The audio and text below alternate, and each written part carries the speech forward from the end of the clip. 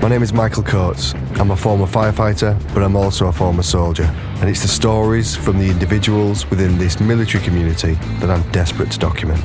Our next guest is a former Royal Marine who finished his career as a Brigade Regimental Sergeant Major. He fought terrorism in the UK, combated pirates in Hong Kong, fought alongside US Marines in Fallujah, and was with the Royal Marines in Afghanistan. He's a recipient of the Conspicuous Gallantry Cross and the Military Cross, and the tattoos on his skin remember those that he lost. A tribute ink special, Matt Tomlinson. This is Declassified. What did your mum and dad do when you was a kid? So my mum worked for Clark's, which is a well-known shoe manufacturer in Street. My dad was a sort of a structural surveyor, for fire escapes and such. What was childhood like?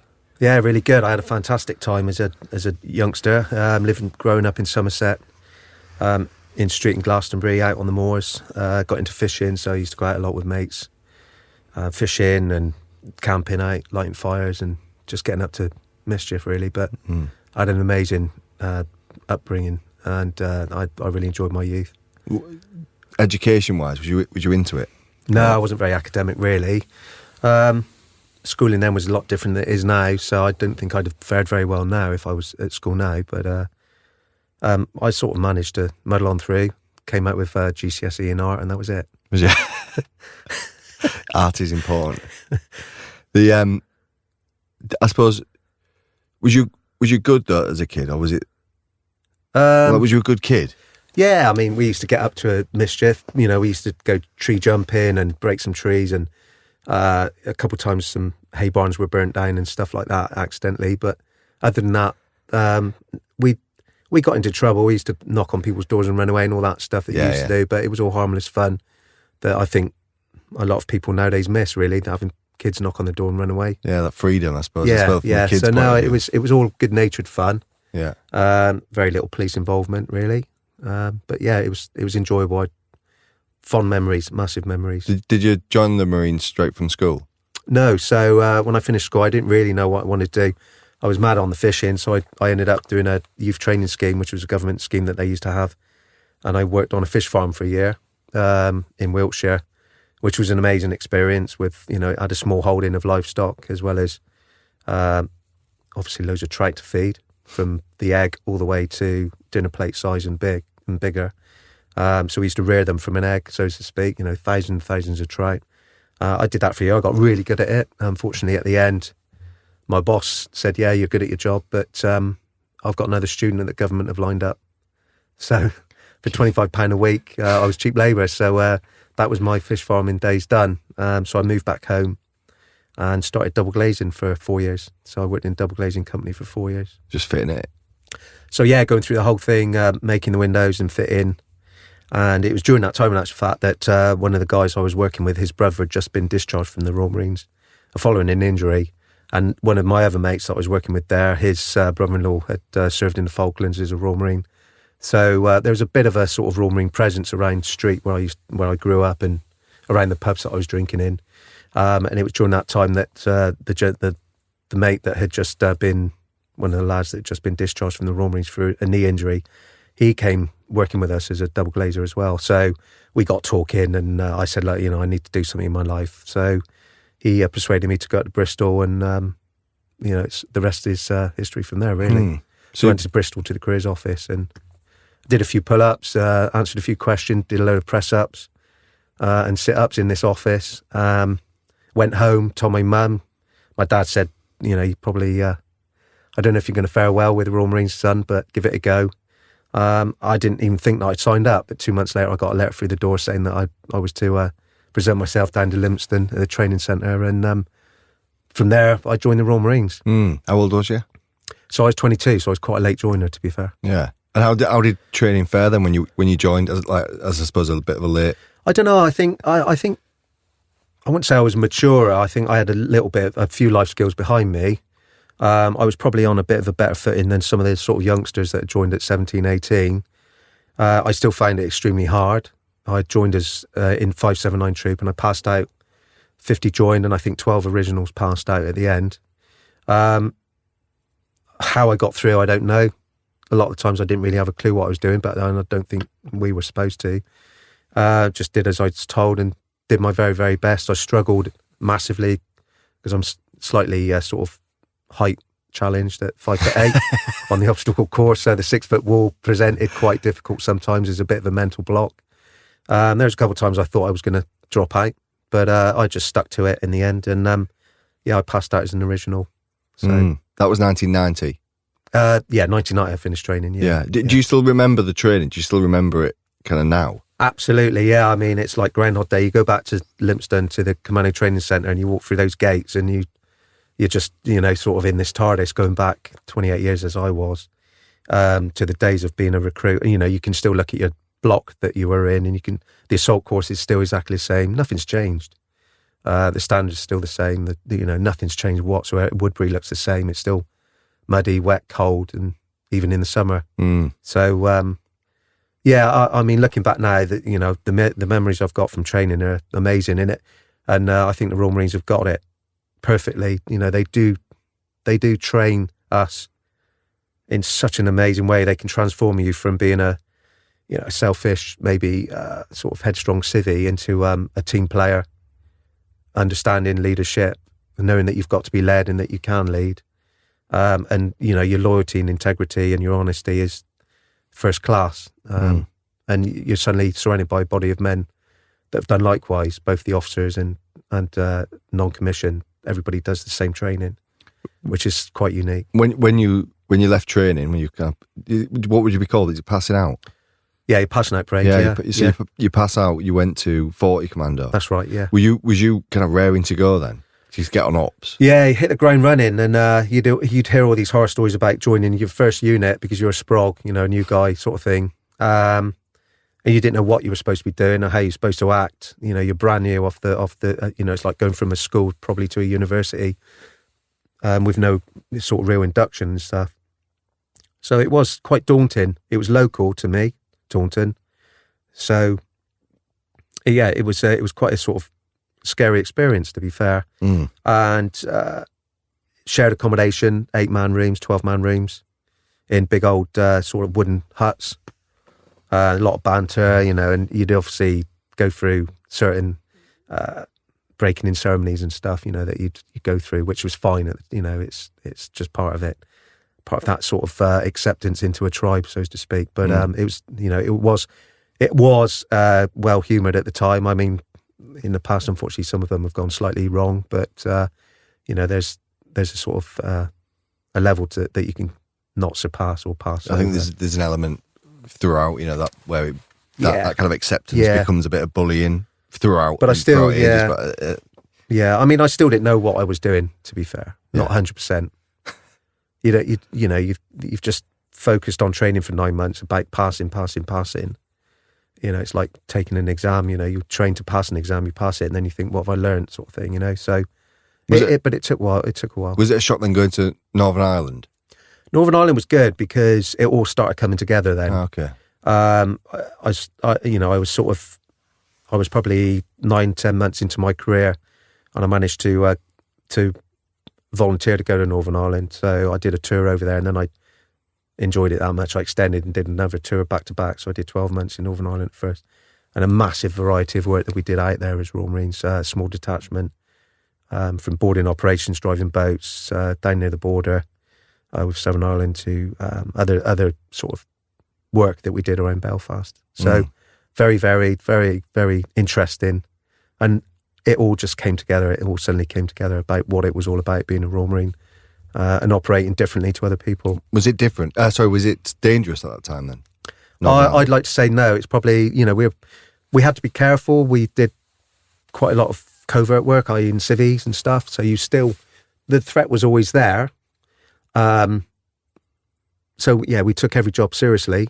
And I suppose really, maybe there was a threat there, but because we were doing it professionally and so well, that threat didn't arise to the point where, we were under any sort of degree of danger as such. It was fairly benign, I'd say. But maybe that's just the way that we operated. And, hopefully, as is the aim of the game, really, if you're a professional body of men, you're not going to get engaged or taken on by the opposing team, so to speak. Was it was the group you were with, was that made up of different people? Because you said you volunteered, or was it all 40 Commando? No, it's individuals really, that we'd go out to it on a small detachment. So by then I was trained as a landing craftsman, as my chosen specialisation in the Royal Marines. So in the Royal Marines, you're a rifleman first. So at all times you can pick up a rifle and be a general duties rifleman, or get seconded to a unit as a section commander or troop sergeant and carry on that role in an infantry role. But also you've got specialisation. So I went down the landing craft route, which was at the time as a young Marine, being a crewman on a landing craft or a coxswain of a small Zodiac inflatable boat, or a RIB as such, rigid inflatable boat, or rigid raiders, which is like the speedboats of the Royal Marines. So that's what we were manning over in Northern Ireland, doing boarding operations on different boats, fishing boats, ferries. And then we work alongside the Navy as well as the Army with the search dogs, searching the ships and stuff. So yeah, it's all good, interesting work. So really getting a kind of grip of your craft then, quite, metaphorically and physically, a landing craft or a rigid raider or whatever. You were actually starting to pick this skill up during that time in Ireland. Yeah, so again, I did a landing craft course. That was about 10, 11 weeks. You do a lot of chart work. You learn the Morse code off by heart. It's quite intense, really. But you do a lot of boat driving. And I had a bit of experience from driving fishing boats and coxswaining fishing boats before I joined the Royal Marines. So I had a little bit of a skill there already. And because of that background of sort of seafaring, in that sort of maritime environment, that's what led me to think, right, okay, I'll do small craft specialisation, which is the route that I took. And I was quite good at it, to be fair. So promotion came fairly quick for me. So during Northern Ireland, I took on as many roles as I could. I volunteered for everything going, as I did throughout my whole career. And it bore fruits at the end of the day for me. I gained a lot more experience a lot quicker. And I guess really with my age as well, I got the leadership piece fairly early.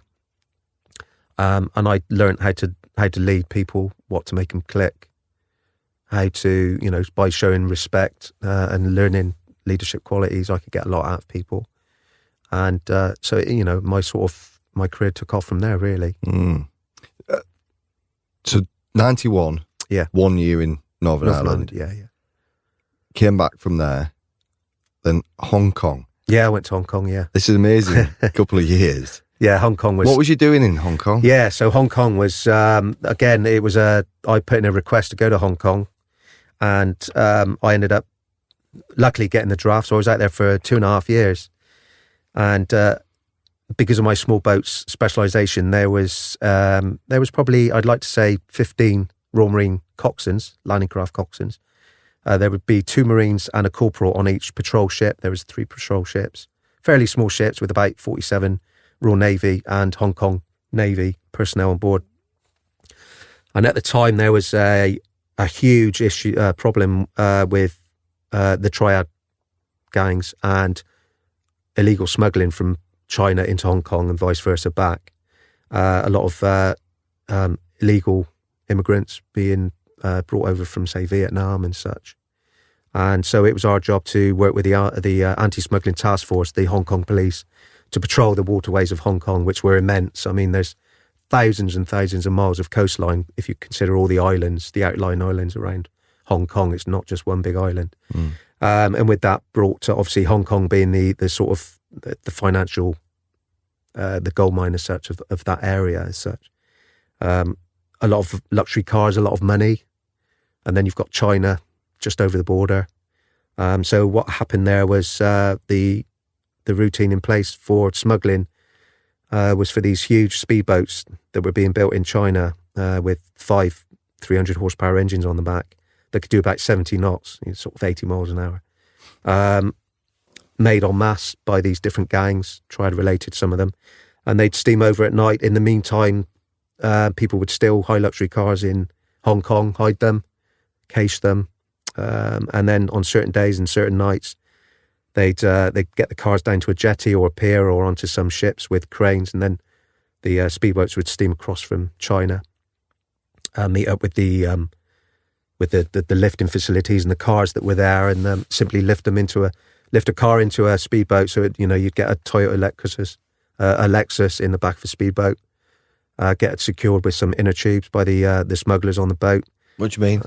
They just lower them in. They'd put a strop through the windows of the luxury car that'd been stolen, and they'd lower it into the speedboat. They'd use walkie-talkies, so with coded words. It was really, really sort of intricate and technical at the time for the mid-90s as such, using walkie-talkies, code words. It was amazing.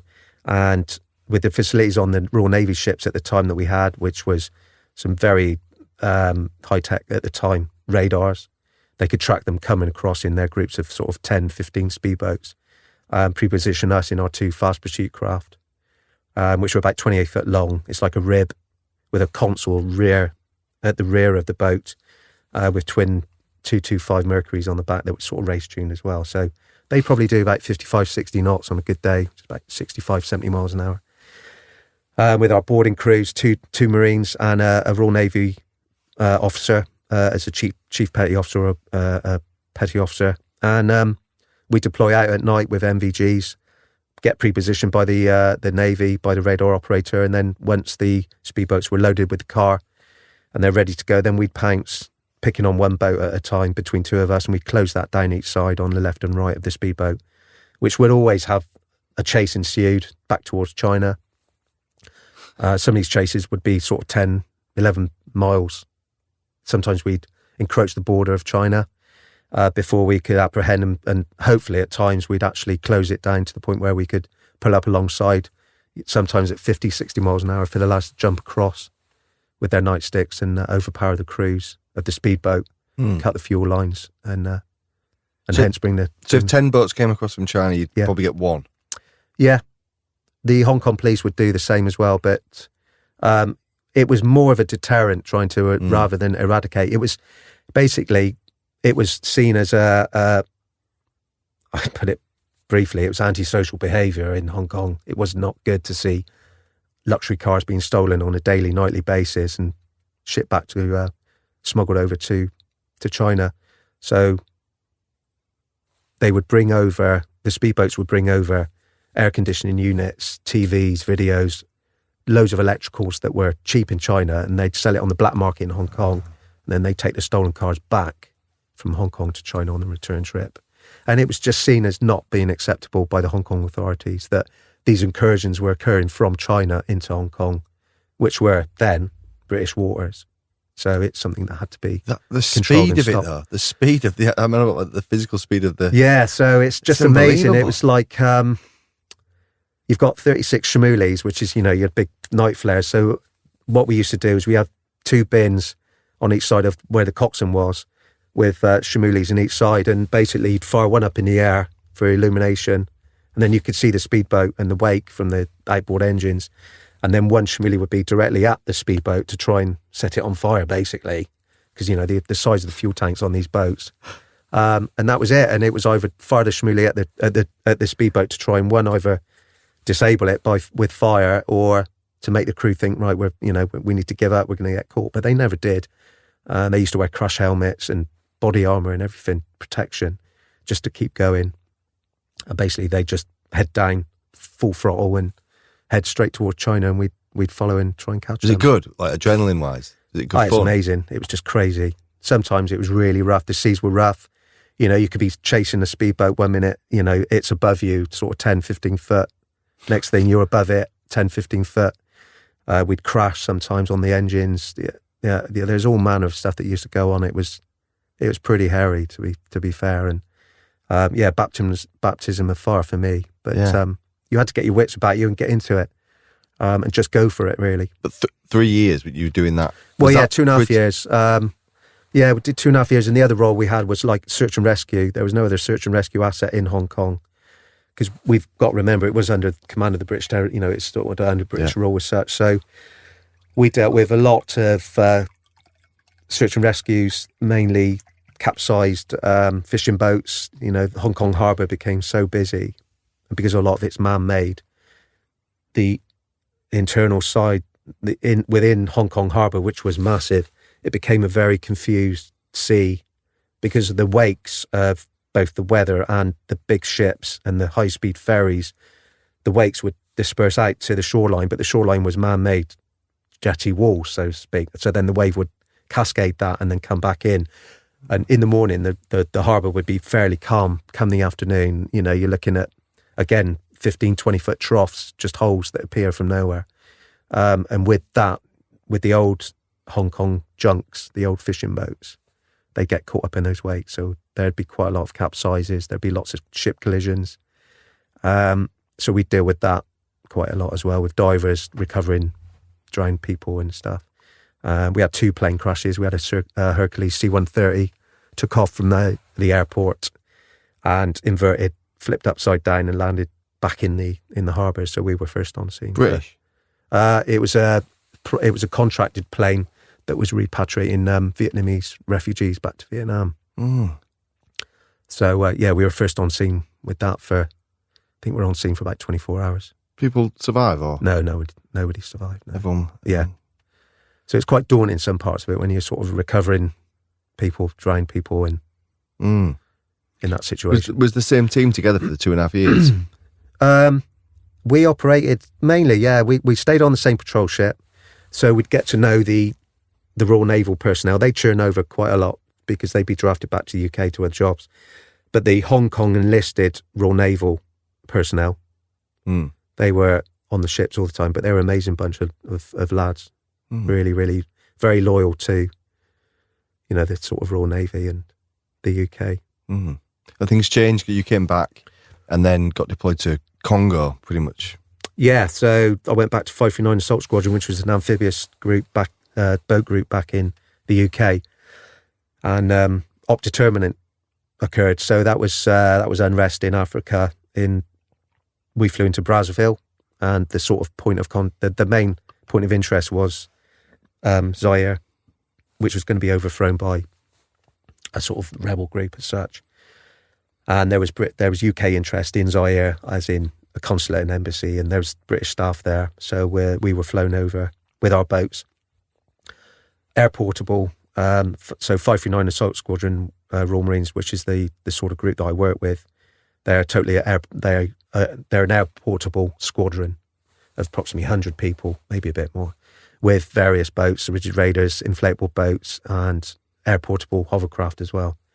So we deployed to Brazzaville, which is just opposite on the other side of the Congo River, and we spent about 2 months there rehearsing to do an evacuation of the British nationals on the other side of the Congo.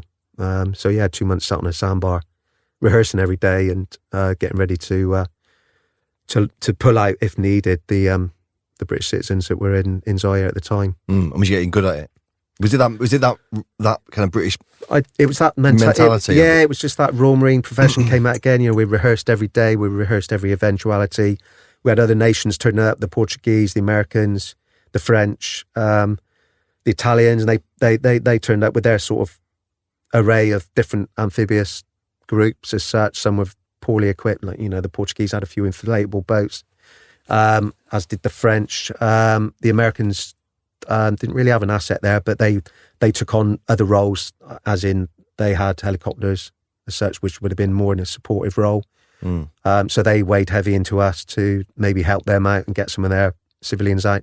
So initially we went there. I think the plan was to evacuate about 60 British personnel. After the 2 months of other nations seeing us train, rehearse on a daily basis, relentlessly, and getting all eventualities off to a T. I think in the end we were probably looking at evacuating probably over 700 people from other nations as well. Did it happen? No. No, we were all lined up. The battle went, the rebels came in. We saw the battle move across the outskirts of Zaire into the main sort of city. The French went across quick. I think there was an agreement by all the coalition forces that if we're going to go, we're all going to go together to evacuate the opposite side of the Congo. And I always remember seeing just some little Zodiac inflatable boats shooting across the river. I mean, the river where we were, it was the current was about 7 or 8 knots. There was rapids, probably 2 kilometers downstream, that were huge rapids. And the river itself, the Congo, where we were, it must have been a good kilometre across. It was huge. It was bigger than an estuary, really. But it was still, classed as a river as such. We saw these Zodiacs nipping across, and we thought, what's going on? And there was confusion. And give it an hour, the French had tried to evacuate their personnel. And by all accounts, the rebels were, the rebel leader and the rebel group that taken over at the time, deemed the French weren't welcome, but everybody else was. So it didn't happen. We packed up and flew home. And unfortunately, about a week later, where we were, Brazzaville imploded, and there was a sort of civil war, and the whole place got walked over basically by the rebels. So in one sense, it was good not to be there because we were only a small group. But it was a shame to leave somewhere like that and then see it on the TV a week later, totally, razed to the grind, so to speak. You came back from Congo, like you said, you flew back. What is life like then in between kind of ops? What are you doing? Yeah, so in between, mainly sort of concentrating on promotion, training, Norway's, Mediterranean's, Caribbean trips. Again, all because of my specialisation in small boats, it was all maritime focused. So, I was loving it. There was travel around the Mediterranean, travel around the Caribbean, working with the Jamaican Defence Force, setting up jungle school in Ghana, all just loads of different exciting stuff, loads of travel.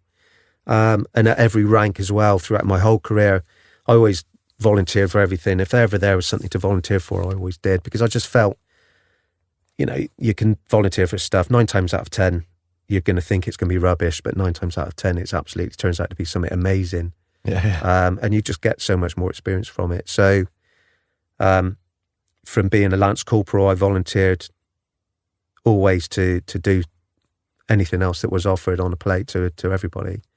And I managed at every rank level to go back to an infantry role, into a fighting unit, into a commando unit. So as a corporal, a sergeant, as well as a colour sergeant in America, as a sergeant major and as RSM, I always went back to the sort of the grand roots of a Royal Marine, which is rifleman, and commanding an infantry role in a commando unit. Your second tour of Northern Ireland, then, that was 98, 99. Had that changed a lot from the first tour? And was you back into the similar role? Was you back in boats again? So I went back to the similar role, same role. I was a corporal then, though, so I was in a leadership role then as well. So I was I wasn't being led then. I was actually leading either a section or a detachment on the boats, or as a section out on the ground, and taking other roles as well, sort of intelligence side, getting involved with that as well. So I sort of dovetailed into that quite easily because I'd already done it so many years before, and it hadn't really changed. The boarding operations were still going on. There was still other work that we were doing behind the scenes. So it was a seamless transition, really, to go back to there and slotted straight into it. And at that point, you'd been in kind of 8-9 years. Yeah. Was you staying in for the long haul? Had you made a decision? Oh yeah, definitely. I think I always was in it for the long haul. I don't think I ever questioned until the end, nearer the end, when things started getting difficult for myself, that I did then start questioning if there's any mileage left in me to carry on. Do you remember where he was when 9/11 happened? Yeah, cool. I was in 40 Commando as I'd volunteered to go back to 40 Commando for 2 years as a section corporal, just after Northern Ireland. So I went into that role. Not many people would, I don't know why, but not many people would volunteer to go back to a fighting unit, because it took them out of their comfort zone a little bit, because I'd be driving boats for a few years, and then all of a sudden you're back into a fighting unit with Royal Marines that are trained on a daily basis within the infantry environment. So it takes you a little bit of time to settle back into it. But I find it fairly seamless. Again, I moved into it with at ease, so to speak. And I went back to 40 Commando as a section corporal. And I was on duty that night, in actual fact, and I remember going into the guard room. I'd just gone out and checked some of the lads out on the perimeter of Norton Manor camp. And it was just kicking off on TV, on the news. And I always remember the troop sergeant saying, "This is big time, we're going to go to war over this." Oh, really? And I didn't think anything of it at the time. I thought, well, maybe. But yeah, he was right. Yeah. End of that year, you went out to Afghan. So I went out, so initially the fallout from 9/11 was, there was a deployment we went to. Initially we went in the maritime role, we went with 40 Commando, we were off Pakistan. Well, there was plans ahead of what the course of action was for the coalition and the rest of the world, what they were going to do. So we set off Pakistan for a while, went back to the UK, and I was promoted then to sergeant. And then again, I volunteered to be a troop sergeant, and I went up to Faz Lane to assist with so basically you've got a Royal Marines detachment up there protecting the nuclear capability, which is quite a big, intense job to be honest. And at the same time, they were also doing a lot of small ships detachment around the world, anti-piracy and things like that as well. So I went there as a troop sergeant, and again, an option came up to deploy to Afghanistan as media security for the media sort of organisations that were getting out to Afghanistan to see what was going on. Just no normal press? Yeah, BBC, ITV, so all manner of press, worldwide press as such, Sky, everyone that was going to Afghanistan, because all of a sudden you got the British, the Americans and such, say, for example, operating Bagram Airport. And the press were hungry for action. They wanted to see payback for 9/11. And it wasn't that, it wasn't that quick. It wasn't that easy to do. And yeah, so I spent a bit of time out there as media security. And what was it like? Was it kind of high intensity security, or was it kind of babysitting people? It was just trying to control reporters walking around in minefields and, trying to stop them getting injured or blown up and killed. Yeah. Because their job was just to get a story. They wanted photos. They wanted to talk to people. Whereas my job and the other guys was to provide security for them, keep them safe, get them out on facilities, get them out to certain areas so they can watch VCPs, and they can watch searches of buildings and caves and stuff. But at the same time, make sure that they're not, as they did several times, just wander off, doing their own thing into the middle of the many hundreds of minefields that were, strewing around that sort of part of Afghanistan and such. Apart from them walking into minefields, did you feel safe at the time in Afghan? Yeah, I did. Yeah. I just sensed that because there was very little contact with the enemy. I always remember that there was a fantastic brigadier out there in command of the Royal Marines, absolutely amazing, such a clever tactician.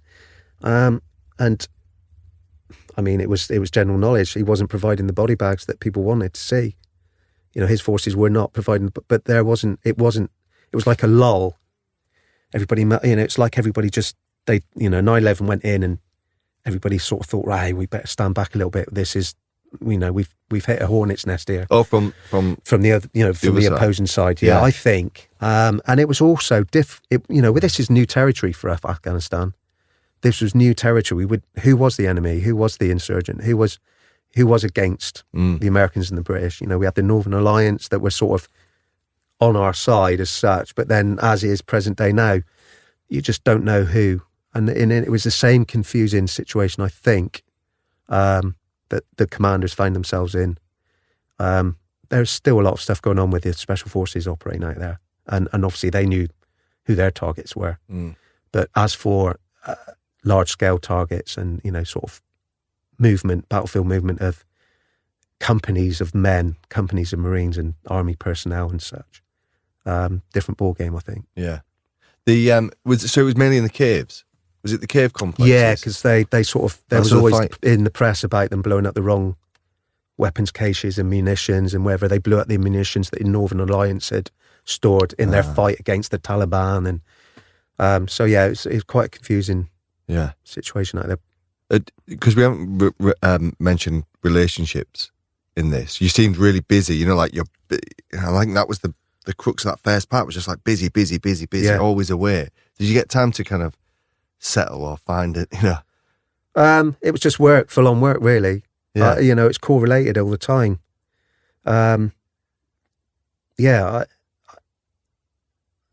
It just never stopped, really. Yeah. Um, Because was it 2003 you got married? yeah, so I was married previously. Okay. I was married previously with my wife had 3 children, 3 stepchildren. And yeah, looking back, it must have been really difficult, because I was just full on. I guess I was maybe selfishly, the Corps does become a second family, and you travel so much. I've traveled probably 44 countries, some of them several times over, so much time away. That it's extremely difficult. So downtime, no, there was very little to be honest, very little downtime. So you get swept up in the whole journey and the whole experience in the career. Every day is a new day. Every day is different, and it eats away. It eats you up, and you just find yourself steaming ahead. Yeah. How did you end up in America? How did you end up in America? Yeah, so Hong Kong was so very, very successful for me as a young Lance Corporal. I came back, was promoted to Corporal. Then I did the infantry pieces in 40 Commando, and obviously up in Scotland at the nuclear facility. And I came back after Bagram. I left Scotland, came back down to Poole. I did my sergeant's course, became a sergeant, and a landing craft first class. So I sort of carried on with my specialisation within boats, and I did well. I was doing extremely well. I was then promoted to colour sergeant, and an opportunity came up to deploy out to America with my new family. Then I got married to Sharon, and so we had a stepdaughter Ellis, and my son, my youngest, was Harvey at the time. So we deployed out to America. Basically, it's a 1-for-1 exchange. So an American US Marine with small boats experience would be sent to the UK to Royal Marines Poole, and Royal Marines Poole would send, or someone from the UK would be sent over to America for a 2-year exchange. So basically, you're just cross-pollinating experience and the way we work as an amphibious group and what our amphibious skills are. We can sort of move across the USMC and vice versa. And I think we were probably more valuable to the Americans. The Americans were to us because their amphibious capability was quite minimal. A lot of the US Navy do their amphibious landing craft driving, etc., ship to shore, and a lot of their small boat operations from the back end of Vietnam sort of era. Oh, what, it got taken away, got removed from the pretty Marines much. and put into the Navy? The US Navy, the brown, they used to call them the brown water force as such in Vietnam, was mainly US Coast Guard and US Navy operating the patrol boats. So at the time when I went to America, the American exchange that came to the UK, his experience was small Zodiacs, a bit of scout swimmer experience, sort of, which is getting dropped off at the 1,000-metre point, swimming in covertly to a beach as a section and securing the beach is the way that they do their business, as well as driving small inflatables. Whereas the Royal Marines, as an amphibious, force overall, we've got so much more experience and we operate so many more types of craft that we would be extremely beneficial to the Americans. So yeah, I went over with the family, newly married to Sharon, and plonked her into a world of, we thought we'd go out there for an idyllic sort of 2-year holiday, but that wasn't to be the case. The US Marines work tirelessly. They PT at 5 a.m, and they parade at sort of 1800 in the evening. So there's no sneaking away halfway through the day. Unlike us that have Wednesday afternoon and Friday afternoons off, they work solid through the whole week. So it soon became apparent to the family that I was in it for the long haul. I was offered to do the Brit way, so I would have had my Wednesdays and Friday afternoons off, or I was asked if I wanted to do the USMC way, and I chose to do the USMC way because I thought, well, I'm going to be here, I need to do it properly. And you must have been well respected there because they got in touch with you about a deployment to Iraq. Yeah, so I did about a year with Special Ops Training Group, and we were teaching small amphibious raids, again with Zodiac, the inflatable boats. And I managed to do a Scout Swimmer course down in Florida, which is a 4-week course. And again, that was being dropped off at 1,000 metre point out at sea with a section of 6 or 7 other US Marines. And we'd been taught endurance swimming, different swimming strokes with all your kit and equipment, with fins and a sort of wetsuit as such. And we'd swim in from 1,000 metre point and basically secure a beach before we called in the actual landing force. So that's the whole role of a Scout swimmer. It's not special forces stuff, but it's sort of in between. So I taught that course for a while, for about a year. We had a huge beach at Onslow Beach in Camp Lejeune. It was beautiful. Very busy, but very rewarding. And as a Royal Marine, I had a lot to offer, really. So it wasn't long before Iraq was gaining pace.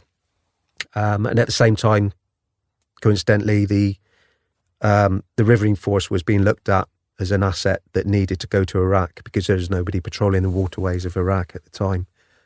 So there was a company commander, Dan Whitnam, who was a veteran from Iraq, a fantastic, amazing leader of men, and he was given approximately 100 US Marines and some new boats, new riverine boats, which were well equipped, well armed.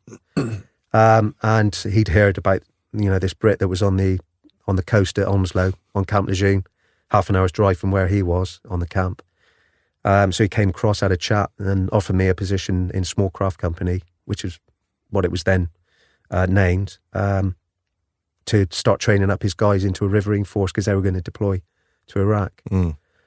So we did that for a few months, and then came the question of whether I would deploy with them. So I did. So then I deployed out to Iraq as a singleton Colour Sergeant Royal Marine. How does that work then? Are you going as a Royal Marine? Are you in British kit? No, I actually used their uniform, wore their uniform, probably about a month before we deployed, because our uniform was so different. They'd just gone into the Digicam uniform, and my uniform would have been so different. That would have been me as a sort of combat indicator. So to any snipers or anything else within the insurgency, or whoever's our opposing sort of enemy are, they would have picked me out straight away. So the only difference I had was I had a Royal Marines name badge instead of US Marines, and I obviously still wore my green beret rather than the sort of comfort, the cap comforter that they would wear, or the cover. And so we deployed out to Iraq with the riverine force. We had an array of craft. We had a riverine assault craft, which was like the sort of a Apocalypse Now riverine craft that you would see from the film, from the Vietnam era. Very tired old boats. And then we had the new boat, which was a small unit riverine craft. Small being the sort of optimum word, because it was about 40 foot long. It had styrofoam collars, so you couldn't puncture it. It was lightly armoured, up to about 7.62. Armour plated around the wheelhouse, and basically it was an open boat that you would sit in the front of. But it had 3 gun mounts, so we had the equivalent of a GPMG, which is a Golf 240. So we had two of those on, and then we would have a Mark 19 grenade launcher, or a Gauss 17, which is like a minigun that would fire about 3,000 rounds a minute. So it's well armoured. So we had approximately 8 of those. Air portable, so we deployed out to Iraq as a riverine force. And then what was you doing then? What was kind of day to day? How did you settle into it? Because if there's nothing that had been there before, you were kind of we really unhinged a lot of the insurgency and a lot of the sort of the aggressors as such within Iraq and within the Iraq conflict, because the waterways weren't being patrolled, and all of a sudden we turned up as a boat group, a small body of men with some boats and a load of guns, and we went into Iskandariyah first, which was an old Russian power station, and there was a sort of inlet into the Euphrates River there, with a huge stretch of river that we could patrol, for miles and miles and miles. So basically, we worked up for a couple of days, got everything sorted out, and then we went out on the first patrol, and basically we hammered up the river and back down. We had a debrief on completion, and the company commander Dan went and then said to me, "Hey, Colours, what do you think?" And I sort of reached back to all my experience from Northern Ireland when we used to do boarding ops and snap VCPs on the shorelines and things like that, stopping vehicles and searching houses unexpectedly as such, just appearing on the riverbank. And I said, hey, we need a ground force element that can deploy from the boats about 300 metres inland, so we're still within a sort of supporting role, fire support from the boats if we get into trouble. So we went through a few thoughts, and then he just said, right, I'll give you 9 blokes. Take which ones you want. Here's all the weapon systems you can have. You've got 2 days. Go through all your SOPs, do all your rehearsals, work out how you want to operate from the boats, and we'll take from there. So that's what I did. We had a couple of days.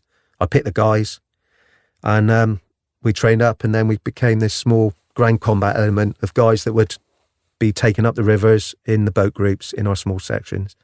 And then we'd come across opportune old farm buildings, housing, small built-up areas, islands that needed searching for weapons caches. We'd do night raids on high-value targets. If we'd get intelligence that there was high-value targets in certain areas, we could go in and sort of arrest them as such, apprehend them. So we became quite a credible ground force element. And was you coming under attack as well? Yeah, we came under contact quite a lot. Or in the water and on the land? Mainly in the water at times. So people would shoot at you? Yeah. And you're in quite a vulnerable position because, you're lightly armoured. You've got nowhere to cover. You can't dive for cover on a boat unless you jump in the river. So basically the action would be from the opposing bank, you just steam straight into the river bank and take cover behind the bank. And then if you could get the ground combat element, we could dismount and engage with and destroy the enemy, then we would, which happened on several occasions. Otherwise, we'd have other SOPs where we'd drive out of the ambush areas and then stop short somewhere else and then dismount. Was it effective then? Was this style of kind of... Yeah, I mean, the boats used to take quite a few hits. We'd come back from patrols with holes in the boats and stuff.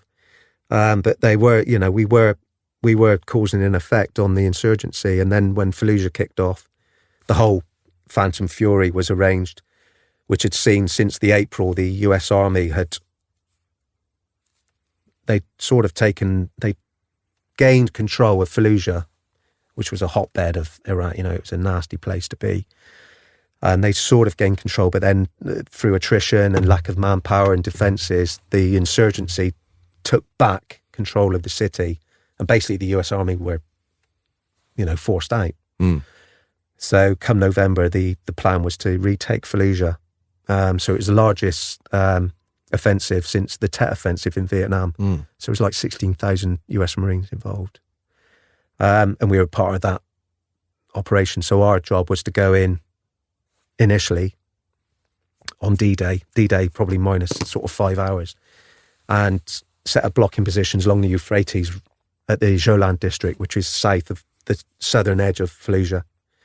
So there's a bridge, the Blackwater Bridge is named. I don't know if you remember there was some security guys, Blackwater security guys, operatives that were captured, ambushed, and unfortunately dismembered and hung up on the bridge. That's where we were operating, just down there by that bridge, Blackwater Bridge. So we were deployed down there as a riverine force for about 2 weeks. So while we were down there was initially, even the minute we turned up, we were opened up on straight away from different river banks. So within a minute of being there, we were engaged in the boats.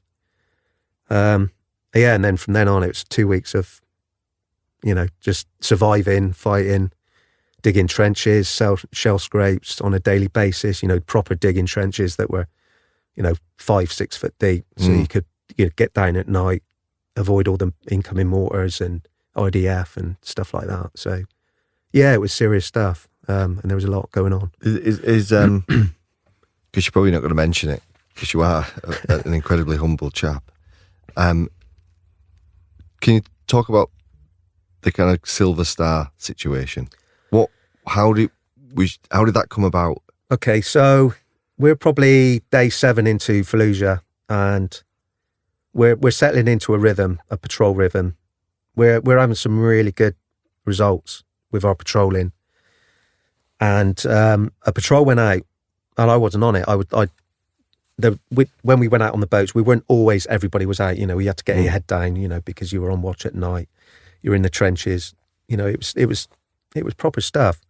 So I didn't go out on that patrol, and the guys went up river about 3k, and there's a huge highway bridge that stretched across the Euphrates. It was a very modern bridge. You know, it's like 100 feet high, big pillars, and it spanned. It was like a motorway bridge, basically going over the river. Pretty much unused. There was a technical, which is like the sort of flatbed trucks. There was an insurgent technical that suddenly appeared up on the bridge when the patrol was approaching the bridge to go under it, to go further up river. And it had some sort of automatic weapon mounted on the back. So they opened up on the boats. So the boats took a phase of action. They had some Cobras circling around. So they called in this Cobra and they blew it off the bridge with a hellfire. So they engaged that truck and took it out. Finished the patrol, came back. And it was during that time that one of the guys felt or thought that they'd been engaged by small arms fire from a compound just nearer back towards our fob.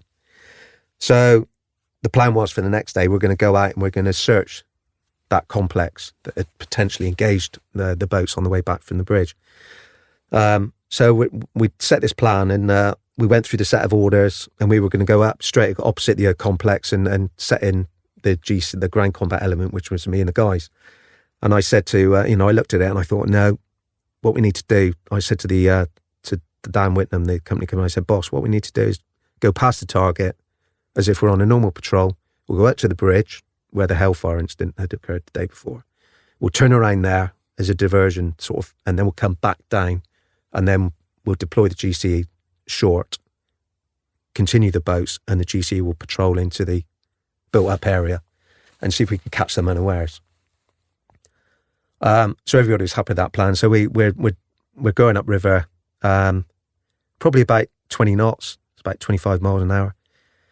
And we came up to the point where we're just turning around. So we're just turning around at the bridge. The Euphrates at that point was probably, I'd say, about 150 foot across. So we're second lead boat.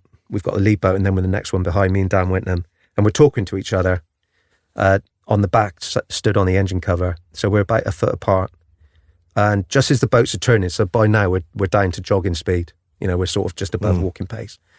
We're slowly turning the boats. And this green tracer just went straight through Dan Whitnam's body armour. It didn't hit his body. It went between the material and his body and his chest plate. And I was like, shit, we're under fire. This is an ambush. And all of a sudden, all hell broke loose from the shore side. And so all of a sudden, we're under fire. The boats are still turning. So we're totally in the middle of an ambush. We're at walking pace. We're in boats. We've got no cover. We're facing the wrong way because we're turning the wrong way from the enemy. So I just remember looking at the coxswain, and it was one of the SOPs that the Royal Marines in an amphibious riverine role, we'd always trained with riverine operations, SOPs, what do you do if this happens, what to do in that. So action's on for an ambush. If you're approaching it and you get ambushed, you turn around and go back. If you're going through and you get ambushed head on, you do a full-on assault. If you're passing the ambush, then you just carry on anyway because it's behind you. So we're in the middle of the ambush. So my immediate, I didn't even think what I was saying, but my immediate action was we're in the middle of an ambush, full-on assault. So I just hollered to the coxswain. I pointed behind me 180 degrees. I said, enemy behind us, get us into the riverbank now. So my boat and the lead boat that had the other part of my my GC ground combat element on, we were split down into two groups of 5. We just steamed straight into the riverbank. So the riverbank was quite densely, it was vegetated with elephant grass, which is about 10 foot high. So we couldn't even see the enemy. They were just firing through the elephant grass blindly. Luckily, because that's why we didn't sustain casualties then. My boat hit the riverbank first. Whilst it was steaming in, I sort of was making my way down the side of the boat, past the lads saying, we're going to go, and just smacking them on the helmet to let them know that we're going. And I sort of ran forward to the front of the boat And I suppose it just happened that the boat smacked into the riverbank just as I was on the top of the bow of the boat, and I just stepped off, launched myself forward. I knew I was off first, but I knew then instinctively that, you know, the rapport I got with these lads by then, you know, the level of respect that we had for each other, and we trained together so much and done so much and been through so much together. I could just feel them behind me. I didn't need to look back. I just knew that I was stepping off that boat and I wasn't going to be alone, which I think was the thing that propelled me to crack on into blindly through elephant grass. So I fought through the elephant grass trying to find my foot in. Where does a riverbank stop and when do I break into the open field that we're being engaged from? I broke through the elephant grass and there was this bloody trench straight in front of me with the enemy in it. So it was like, I don't know, must have been a fraction. He looked at me, I looked at him, and I took him out first, so to speak. Just played straight through then, and I could hear the guys right behind me, and then we're being opened up on. I pushed through the elephant grass. There's a pump house that I'm sure we were being engaged from, so I lobbed a grenade in through a small sort of opening, which is like a pump house was, they would pump the water out of the river to irrigate the fields for their crops. So I lobbed a grenade in there, wait for that to go. That exploded. Grenade went off, carried on cracking forward. So then I'm trying to think, right, I need to get a baseline with my guys because they're still fighting their way through the elephant grass, trying to find out where we are. And it was a bit of confusion. So I'm hollering, baseline, let's get a baseline and push forward. And then two more insurgents popped up in front of me from a ditch, probably 15, 20 metres ahead. Luckily, by then, I already had my weapon sort of at arms, at bear, so to speak. So I was ready to fire anything to the front. And they were there, and so I took them out as well. Pushed forward, probably about 300 metres, went to ground in this ditch, just to try and do a battle appreciation, see what's going on. Worked out where the rest of my guys were, because some of them had totally gone off on a flank on the right, the wrong way. So we managed to bring those back across. And then we realised that the enemy were more to the left, across some fields. And we had an RPG position in there as well that was opening up on us. So then I sort of managed to get my baseline. I brought all the guys around sort of 45 degrees to my left. And again, we formed another line in this other irrigation ditch. And then basically it was like, hey, we're going to have to close with and destroy the enemy, take on the enemy. So we're going to fire a manoeuvre across the fields. That's the only thing we could do. The irrigation ditches were in a gridded sort of pattern. So we could probably cover 20 metres and then take cover in a ditch, get some suppressive fire down, and then we could bring, cover fire, and then we could bring the next guys back up. So we're fire manoeuvre, pepper potting forward in groups of 2 groups of 5. At the same time, then we started thinking about fire support. We've got the boats, but the boats can't see us. They just got this bank of elephant grass. So then I had a 203, M16 203 with smoke, the grenade launcher on the bottom. So I had some smoke with me. So we started trying to mark the enemy positions, especially the RPG position with smoke. What time of day is it? Yeah, so this was probably about 3 o'clock in the afternoon. Okay. So we were on the ground for about an hour and a half. And slowly the insurgency coming from across an opposing village. There was a big, huge railway berm, and you could just see insurgents coming over. I always remember they just looked like ants coming over this berm. There was, it's probably 200-300 meters away, but they just endless stream of people coming over. And there was a small tunnel as well. And they were coming through this tunnel, and I just thought, hey, this is getting bad. We're pushing ourselves here. So we've been in the firefight for probably, by then, about 20 minutes. So we needed to get some fire support. So in the end, we just had to go with it, and we called in fire support from the boats. So we had Gauss 17s opening up, 3,000 rounds a minute, blindly firing through elephant grass across the fields where we were, hopefully engaging the targets of the enemy, the insurgents. And that was pretty, that was horrific, to be fair. I just felt so much weight upon me and, responsibility that I'm calling this fire in, and I'm just thinking, if I got this wrong, that guy 17 that's going to open up in a minute could take us all out within a split second, 3,000 rounds a minute. And you could hear the gun going, you could see the elephant grass just getting mown down. So we started inflicting, quite a few casualties on the enemy. And this went on for about an hour and a half. So you were fighting 10 of you? Yeah. With the 2 boats? Yeah, well, we had the 2 boats, and then we had the other boats further downriver, and they started engaging, but they were engaging other positions that weren't involved in our ambush. So they Just found their own of- targets, but they just didn't know. They thought they were part of as well. Yeah. So we were down probably to a mag each. So I did an ammunition check, CAS check, and said, hey, what's your ammunition? Most of us were down to 1 magazine each. What, so 30 rounds? Yeah, about 30 rounds, Yeah. some lower bit. And lower how many would you carry? Something like 10, that. 10 at least, yeah, because we'd had day sacks full of ammunition as well. We had our grenade launchers as well, and a couple of 240 Golfs, GPMGs. So 3,000 rounds, roughly you're all down to about 300. Yeah. So I said, right, and by then Dan Winton had come with us and been fighting alongside us. And I said, we need to get back. We need to do a sort of a withdrawal back to the boats because of the ammunition.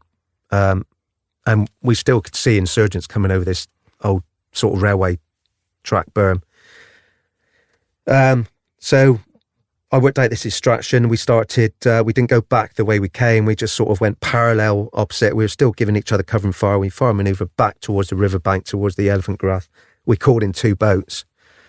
Boats came in, and that was the worst part for me because I didn't see all the guys get on the other boat. So I didn't know how many guys had got back on the boat. So I'm on the riverbank. And I called forward for the 240 Golfs on this boat that came in, the 2 front guns. I shouted at the gunners, get them off, bring them onto the riverbank. So they dismounted those. They came off the boats. They set up right next to me, and then I just started giving them a sort of target indication of where the targets were. So they just started opening up with the 240 Golfs, the GPMGs. And I started trying to do a head count, and it just wasn't working because I didn't know how many guys had got on the other boat. I couldn't see the other boat because of the elephant grass. That was horrendous, that moment, because I just felt we were going to leave guys behind. So then the guys got back on the boat. I finished off with a 240 Golf, expended the belt, got back on the boat. I was the last one back on. And all I remember was people, the coxswain saying, have you got everyone? Is everyone on? Is everyone on? I was like, I don't know. We pulled off about 50 meters, and then we were like, everybody just said, right, stop. We were still within the arcs of fire of the enemy, but we just had to stop in the middle of that river and just be able to cast our eye on the other boat and just work out how many blokes were in that boat, how many were in mine. And we realised, we've got everyone, let's go. And then we just hightailed it out back down river, and we went back probably about 2K back down to the fob where we'd set up. By then it was dark. We sustained 1 casualty, which was 1 lad got shot in the arm. That was it. So it was an extremely lucky situation we found ourselves, that we took on so much. We sustained, we delivered such a blow to those guys, to the insurgency and the opposing, the enemy. And what finished it off was we had this old guy from the Vietnam era, would you believe? He used to be a Ford air controller in Vietnam. And he was a reservist, and he volunteered to deploy to Iraq, and he was attached to us.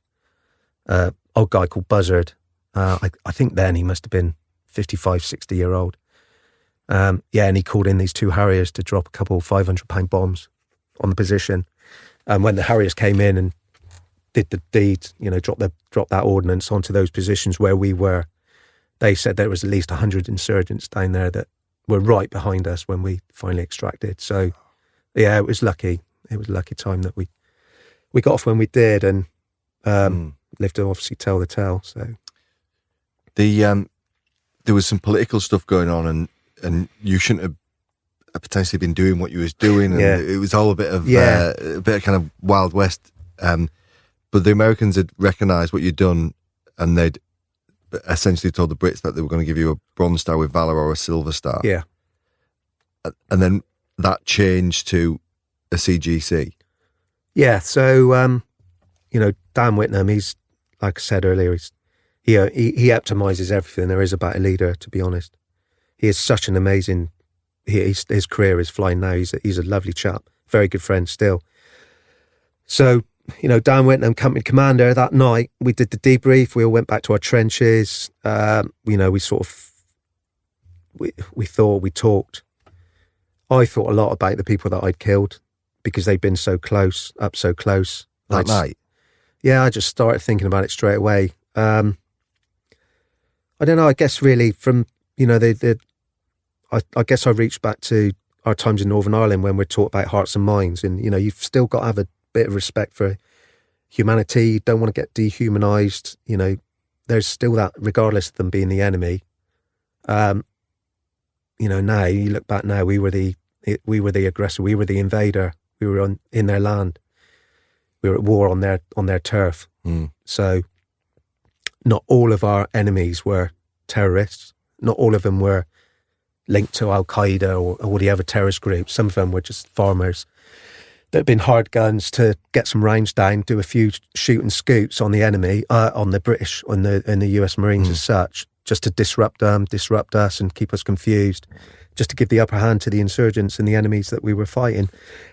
So there was a couple of times that night when I thought, hey, there's some guys that, those Iraqis, they're not going home tonight. They could have been dads, husbands, they're not going home tonight, and it was up close and personal for me because it was the first time that I killed somebody. I'd shot at people before when I was in Iraq, but it was the first time that I proper, seen, I've taken somebody else's life so closer than you are to me now. So, and the other two, enemy that popped up in front of me as well in the ditch. So, and then subsequently after that, no doubt I inflicted, death to quite a few of them as well, as did my colleagues. So I did start thinking about it straight away. In one sense, that was good because it means that I wasn't dehumanized. I was still intact. My integrity was still there. I still had a manner of respect for everybody and everything, even though if it was shooting at me or not.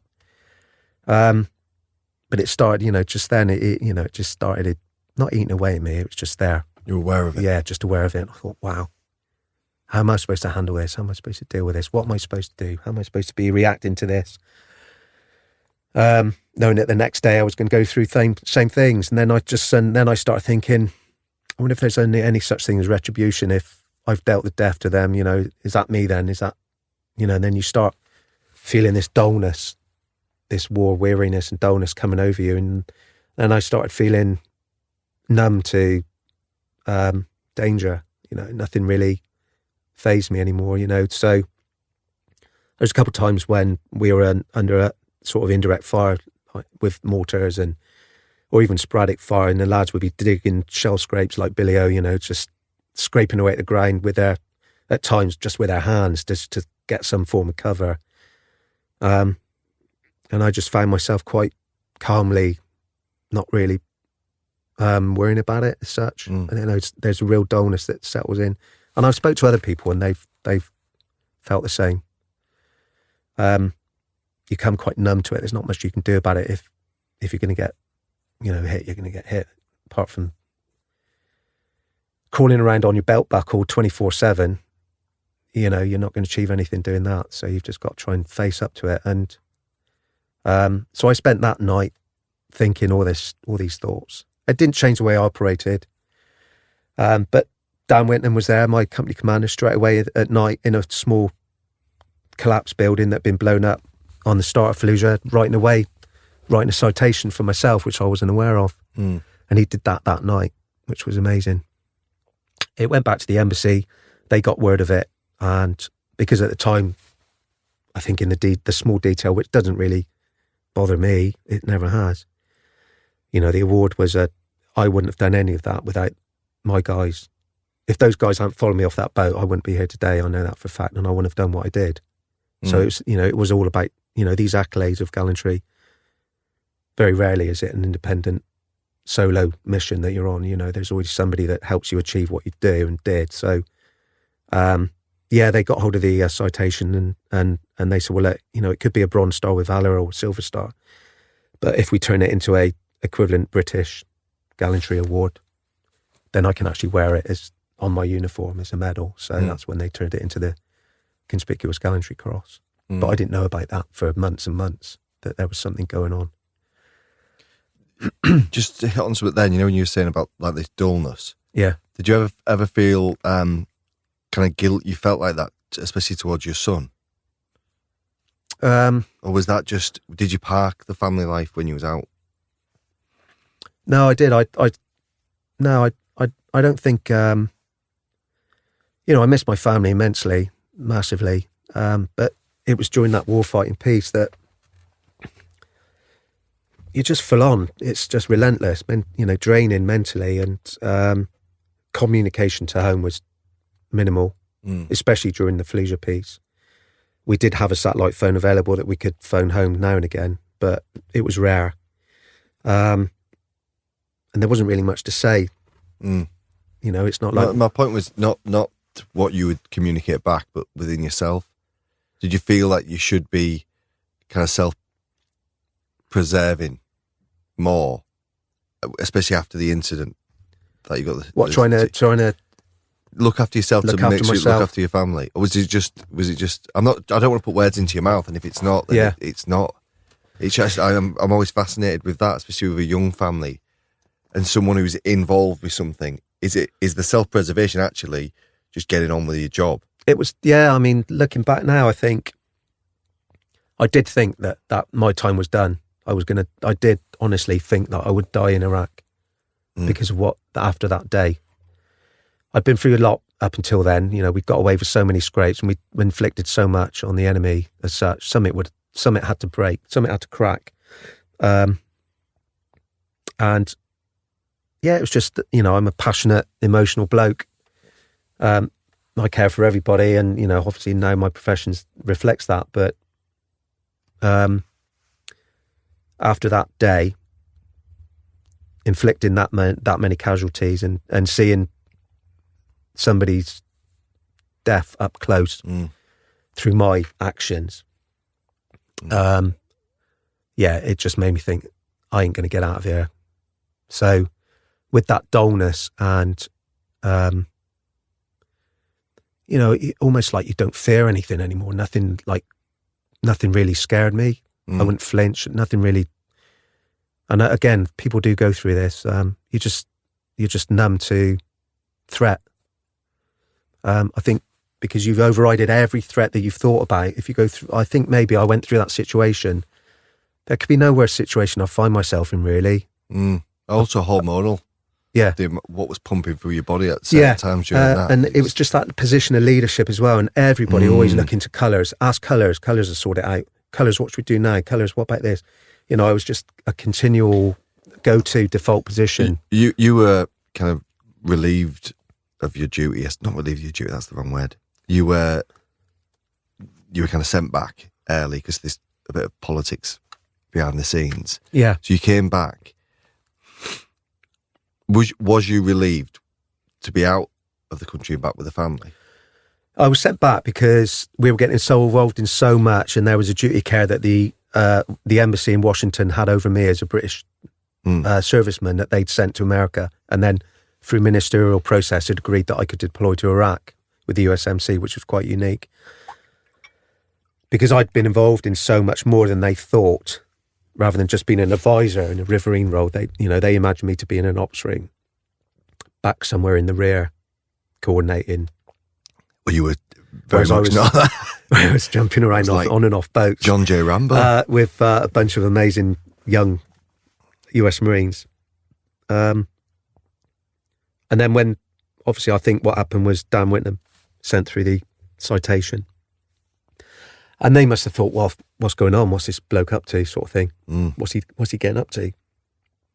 So the duty care was to get me back to America where my family were before the tour ended. So I was actually, we had a massive scrap one day, and I didn't really agree with the way that the battle follow-up had gone. And there were some fratricides, some wrong buildings were blown up. Nobody was killed, but I didn't agree with what was happening. And I just sensed that there was a little bit of a slow glide path of which war does to you. You know, again, the dullness and the numbness was coming over the guys. Not dehumanization, but things were not going, you know, as well as I'd like to have thought they could be. And coincidentally, at the same time, word got back from Washington to Iraq, hey, Colour Sergeant Tomlinson needs to be flown back to his family.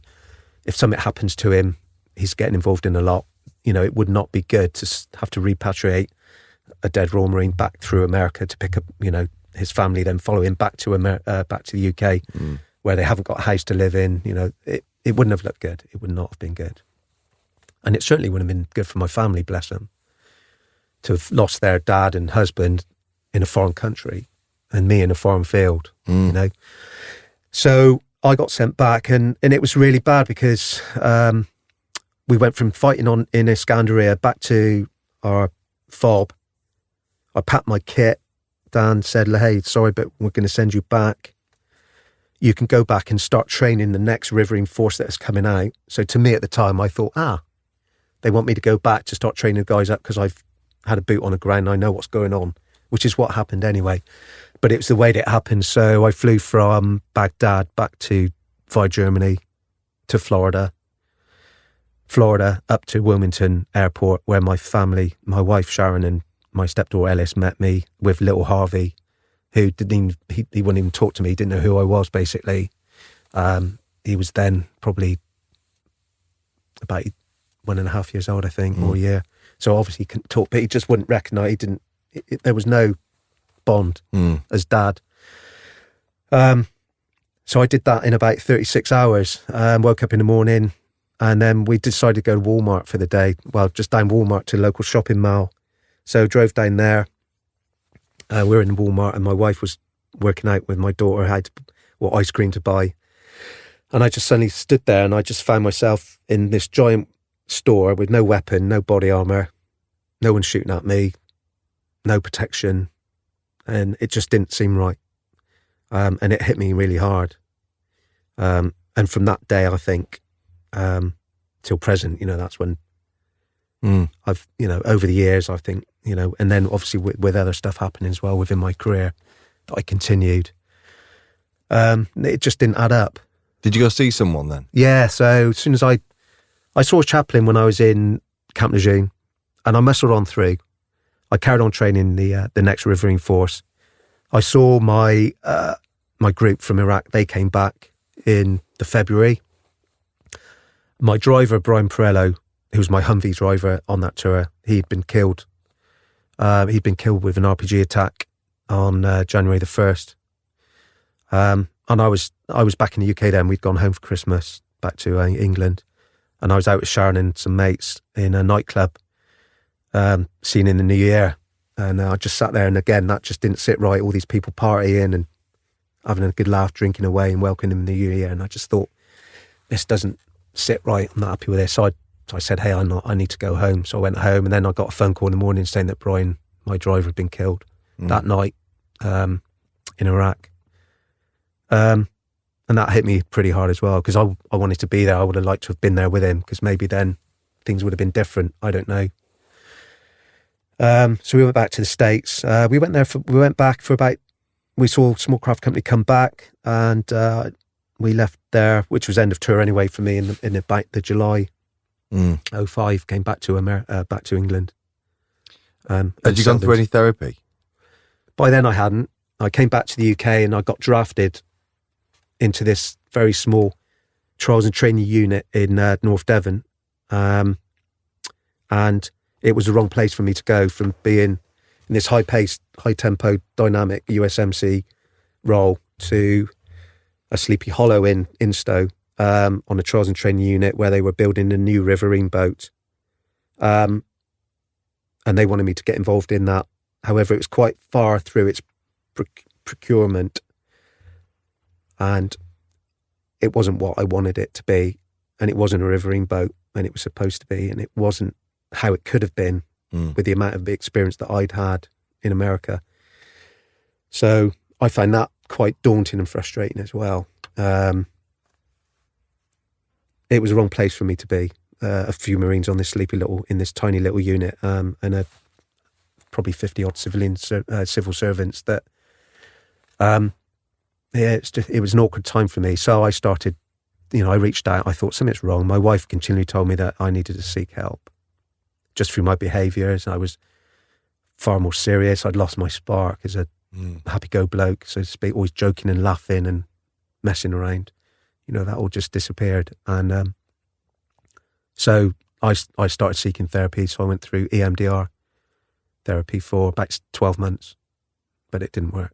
No. Just the wrong place, wrong time. Wrong place, wrong time. Was it hard? Yeah, I mean, it was hard because you're suddenly realising that you have got a problem, that you're not dealing with it. You think you are, but on the outside, people looking in are just like, Matt, you're not right. Something's wrong, And when I would talk to a few people about it, they'd say, yeah, I've seen that in you, but I just didn't want to say anything. I did try. I tried the EMDR.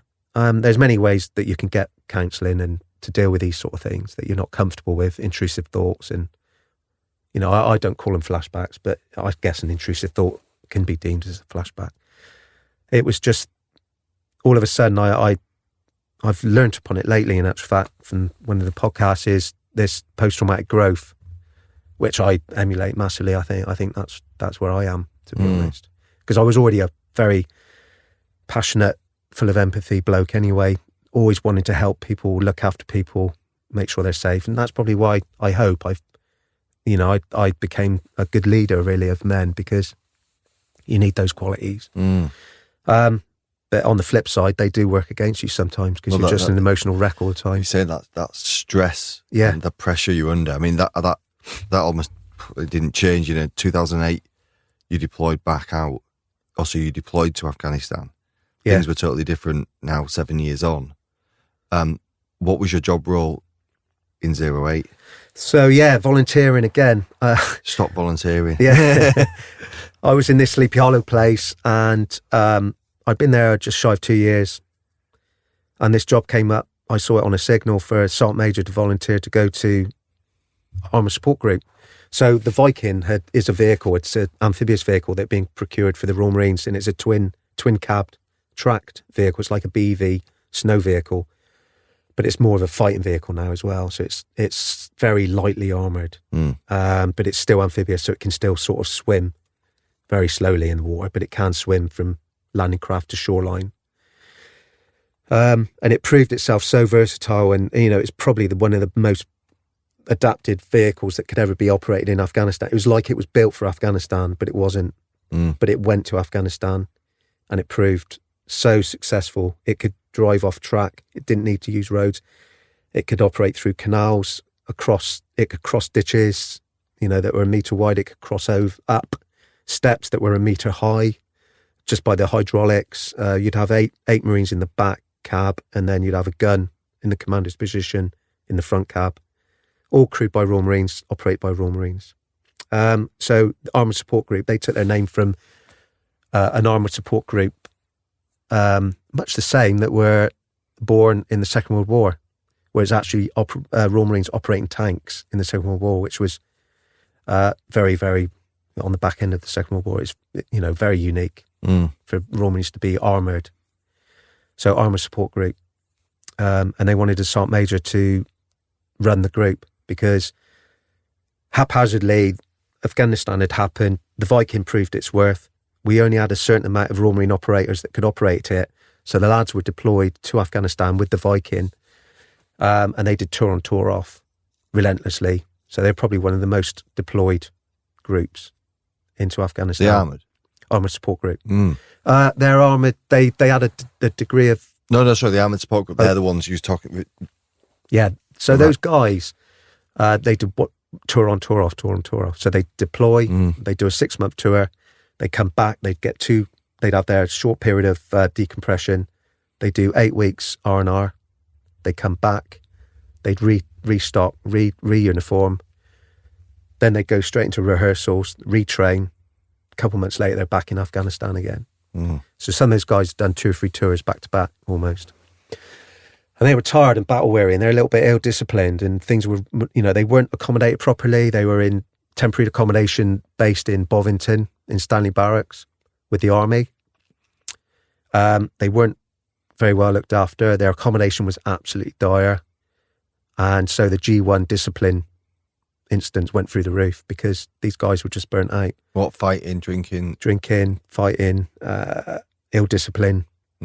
But purely because they were deploying to Afghan, they were getting smashed. They were taking casualties, a very versatile Viking as it was, but because it's amphibious, it's lightly armoured, so susceptible to IEDs. So the casualty rate was quite high for the lads.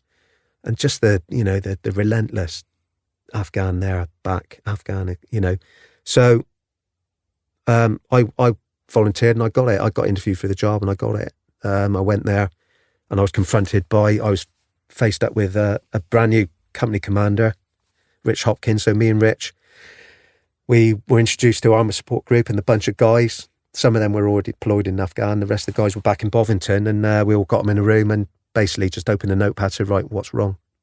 And it was things like no heating, we're in 12-man rooms. The army recruits were in better accommodation than they were. There was no curtains. There was so much. All their pay was wrong. They weren't getting operational pay from Afghan. There was nobody managing them. There was no welfare. There was no sort of discipline in place or anything. So we pretty much went in and tried to promise them the world. I think we got there and we did really, really well.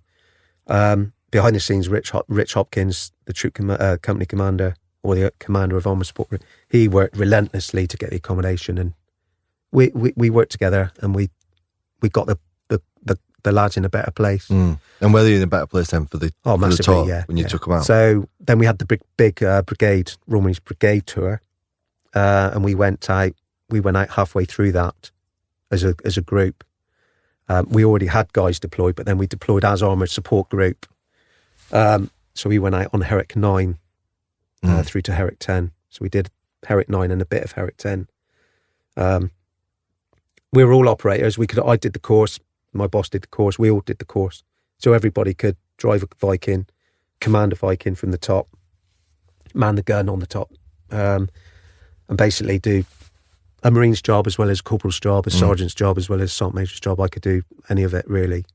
And luckily I was able to find myself in a position where I could get out with the lads as much as I could, which is what they needed. They needed leadership. They needed blokes in their command out there with them, sharing the hardships and getting on with it. You were awarded the military crossing off that Afghan tour. Just what you're saying there, it kind of comes into the 14th of May, really. Can you talk about the IED strike? Yeah, so during that tour, we took 14% casualties, 5 fatalities. We took a lot of hits. And 100 blokes. Yeah, about 100, but then bear in mind, there's always a percentage of them that are back in the UK on R&R. And as a sergeant major, my role was pretty much, I'd try and forward deploy as much as I could. If anybody was injured, when they were, if they were injured or blown up in an ID, then I would straight away, if I could, I'd jump on the medevac, the Casevac with them and head back to Bastion with them and go through that repatriation process, getting all their belongings, inform their families, and make sure that they get medevac back to the UK, everything's sorted out for them in the UK, there's a welcoming party, all manner of stuff, all the normal sergeant major jobs that I would do. And then as soon as I sweep that out, I'd get back out on the ground with them. And being an operator of the Viking, I could drive as much as I could. I'd be more than happy as a sergeant major to sit in the driver's seat and have my commander, who would be a Marine that's out of training 6 months, to tell me, turn left, turn right, slow down, speed up, hold it there, cross that ditch, go through that canal. And again, that was a real unique position I found myself in, that I think all leaders of men and women should grab. If you see opportunities as a leader to do other people's jobs and have them, to be seen, hey, if I see a bit of rubbish on the floor, for example, rather than say to that Marine, right, pick that up, I'll pick it up myself. Why is he any different to me doing it? We're all men. We've all got a function, a purpose. Why should that make me better than him, for him to have to pick that up rather than me? So, because I was a Viking operator, I could actually drive as well. I'd be more than happy to take the risk. And it comes into that dull that sense of dullness and a lack of fear that I think, well, I'll drive. All right. Most of the times, if you hit an ID, the driver is the one that gets severely injured or worse, killed. But why should that Marine have to sit there while I'm up in the gunner's position, commanding him, not sharing the risk? So I put myself in that position many a times. And, you know, that level of respect and that I grew for the lads, and lads grew for me, was so immense. It was, you know, emotionally, it was amazing. And with that, the risk comes when people get hurt, it just hits you even harder. So I digress there, but going back to that 14th of May, that was my young Daniel Bryan's birthday. And we were out on an op, and we'd been moved down to Basharan to clear some IDs that the Afghan police had found. We went down there and they weren't there, the IDs are gone. So we were waiting around all day, and then it was decided to go back to Lashkar. And we took a different route because the route in was through a small built-up sort of Bedouin area. And we thought, well, why, you know, let's not go back through there. It's too close, it's up close, it's too risky. Something's going to be put in place for us on the way back. So we decided to take this different route, which had been extensively patrolled the previous week by coalition forces, by British forces. So we headed off. I was second vehicle, Viking in front. So we're talking to the lads. We're just about ready to move off. I'm having a chat with the lads that were in the front Viking. And so we're heading off, moving down through into this sort of valley in between two huge built-up sort of hills and a few mud huts around. And the Viking kicks up a massive dust cloud anyway. You can hardly see when you're driving, or even in the command position up on the top. You can just see above the dust that the Viking in front's kicking up. And I couldn't even hear it because I had a headset on. But all I saw was, out of the dust in front of me, was the whole track of the Viking just launch itself into the air. The whole track. I mean, that's a few £100 of steel and metal going up in the air with a huge big rubber track on it as well. And it just suddenly appeared out of this cloud of dust, probably about 100 foot up in the air, and then debris just followed it. And obviously there was an ID strike, one of several that I'd seen. And again, you know, go back to it, that dullness, that thing that just didn't even make me think what I was doing. The proper SOP, if there's an ID threat or an explosion, is you bomber, you mine detect all the way up to the stricken vehicle, because there could be a secondary device or a device that didn't go off that the vehicle's gone over, and then you could catch it up if you just go forward. But, you know, the amount of debris and the Taliban, or the insurgents, when they would lay IEDs, they'd always throw empty casings, metal, anything, just to throw you out a little bit when you're trying to bomber up to, or minesweep up towards your casualty. So, yeah, it was just basically, I knew straight away there was an ID in the front Viking, so off headset, and just jumped out the command position, ran down the front of the Viking, just to give me 10 foot of safe ground to run on before I jumped off bonnet of the Viking onto the ground. And the dust was clear, and I just sprinted forward as fast as I could. And then straight away we got opened up, so it was an ambush. We got opened up from the high ground on the right for some buildings.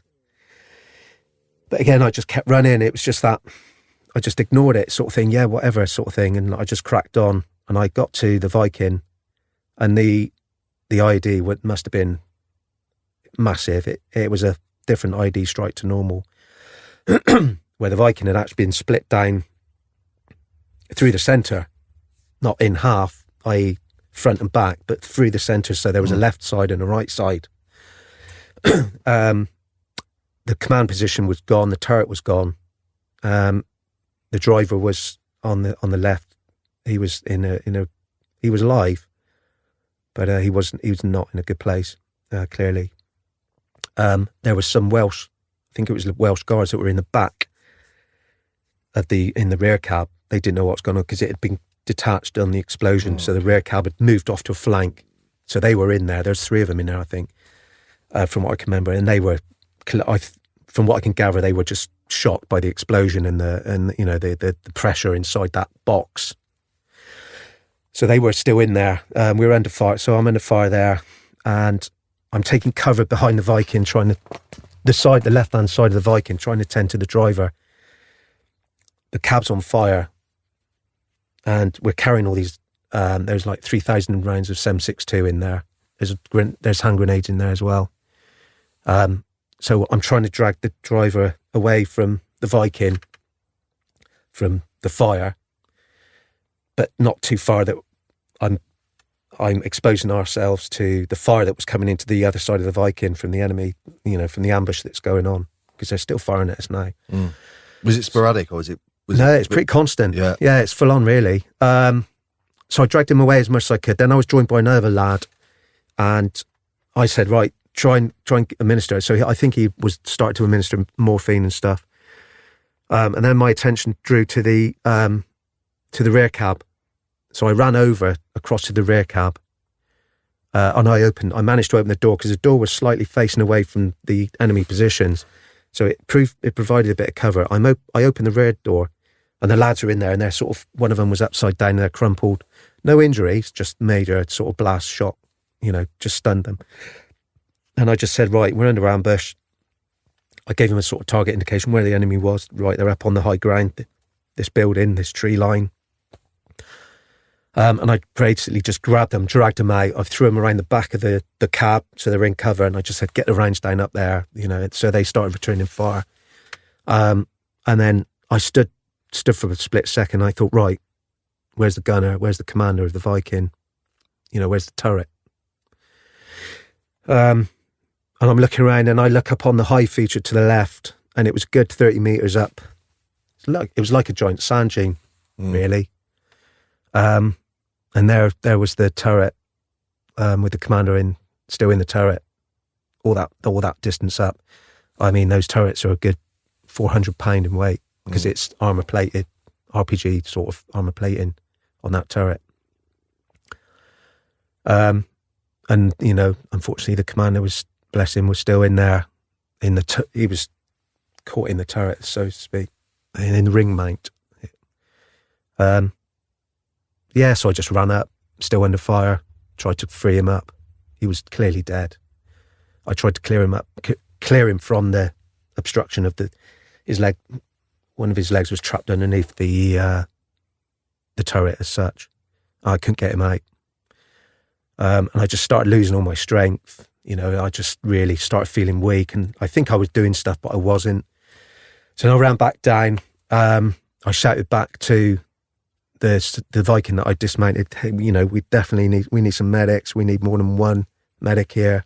We need to get some additional assets, because we'd only just left a fob about a mile away. So their QRF was getting called out. And I thought, I've got to go back up again. So then I ran back up, and tried to free up the guy that was in the turret. And I managed to do it in the end. I cleared him, I started dragging him down, and then this other lad came back up to me. Between the pair of us, we sort of dragged him back in behind the vehicle that was still on fire into a relative cover. And then we started the CASVAC process to get him back. But, unbeknownst to me, we were all under fire. Everybody was taking rounds. Some of the guys in the turrets, the glass was being shattered on their, where they were up on the command positions. The Vikings were taking hits all the time. But, it was just during that period that I was up and down. That the driver of my Viking said that everywhere I went, there was just, the sand was just getting kicked up from rounds that were all around me all the time. But I was oblivious to it. The only thing I always remember from that, and I can still remember it clear as a bell now, and it happened several times, is if there would be an ID strike and I'd run ahead, is I'd look at the ground and I could see all the ground moving underneath my feet as I moved forward. Just seeing all the gravel and the stones and the grit and the dust, not much sand, but all the crap, and just seeing my feet and just thinking, bang, I could just think, is that going to bang? Is that bang? Is that a bang? Is that a bang? Just waiting to, you know, step on something that was going to take me out. So yeah, that's, and again, you know, I harp back to it, but it is that sort of dullness that I think it's like a survival instinct that makes you keep going. Fight or flight, which is what people talk about. And luckily I've got the fight one, because if I'd stopped in my tracks and not done much, then maybe something else would have happened, or say I or somebody else would have been worse off or killed. So do you still feel it was the place for you to be? Do you feel like, did you enjoy your time in? I'm moving us a bit forward now. Yeah. So do you feel like that was the right place for you to be, and to in the Royal Corps Marines, or in Afghanistan, or the Royal Marines in general? Just I've had an amazing career. It's absolutely been, you know, I couldn't have wished for a better career in my life. If I wasn't here tomorrow, if I was on a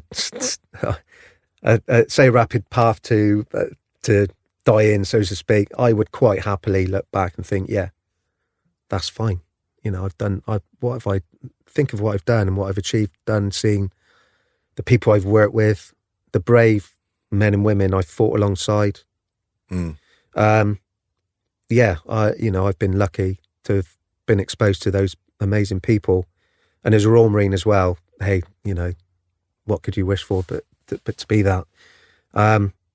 And even those days that we've talked about, hey, I joined the Corps, so that's probably going to happen at some point if you join the military.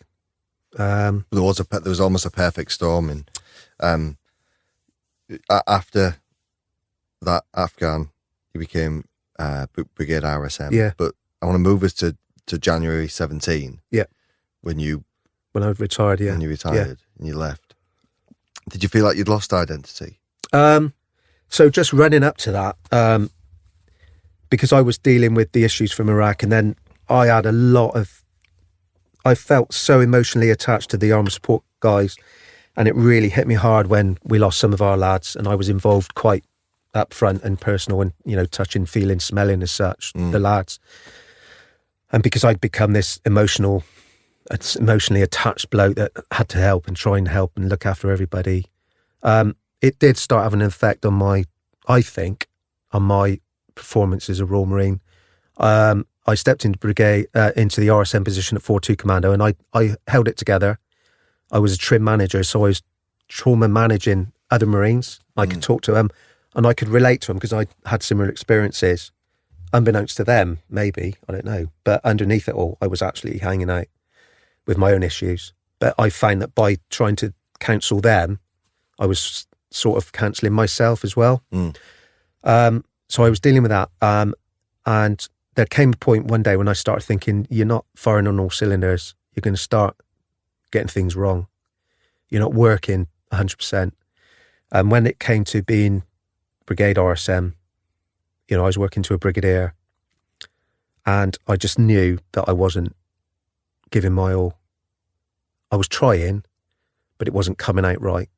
And I started really worrying, thinking, I cannot finish my career on a downer. I can't leave this amazing organisation that I've been with in a way that, you know, I'm told, hey, you need to leave, you know, or you can't do this job at the moment. We're going to have to draft you as a W1 and do a desk job, or, you know, take me out of, you know, I was still working with the lads. I was still... It was better to leave on a high. Yeah, I was still in a deployable organisation. And it was really upsetting in the end, because I just knew that I wasn't achieving and performing as well as I could have, and I should have, and I used to. And when you're working with a brigadier, they're not silly. They can see it. And I did decide to leave. I could have probably stayed for a couple more years, and maybe I could have done something else in the Corps. But I did decide, no, time is now. I don't want to turn to work one day and not be able to function as a Royal Marine RSM. So I did leave. And I left in the January 17. So looking back now, I think I left at the right time. And as we've discussed today, you know, I've had an amazing time an amazing experience. But it's all because of the people I work with. And did you transition? I think my No, original question was transition sorry. piece, and then no, it's fine. You answered a lot. Transition was horrendous, and it still is. Transition is, you know, I'll say this, I am a humble bloke, and I'm humble by saying it, that I am, but I am humble. My accolades, I was rolled out, I was paraded out as one of the most highly decorated Royal Marines. Unbeknownst to other people, those accolades attached to them were death, suffering, blood, sweat and tears. The military cross was awarded for my actions trying to recover the bodies of my Marines. That's not ideal. My other one was for killing people. That now, when I look back at the mess of Iraq and Afghanistan, more so Iraq for that one, was it worth it? The flaws in that conflict. So I wouldn't say, in a humble sense, I wouldn't say celebrity, but you can understand, I can relate to, say, a celebrity footballer or even a personality on TV. 1 minute they're someone, the next day they're not. And it's dealing with that. You were somebody, you had a function every day. You influenced people, you changed people's lives, you empowered people's careers. You advised on life or death situations at times. You took people's lives, you saved people's lives.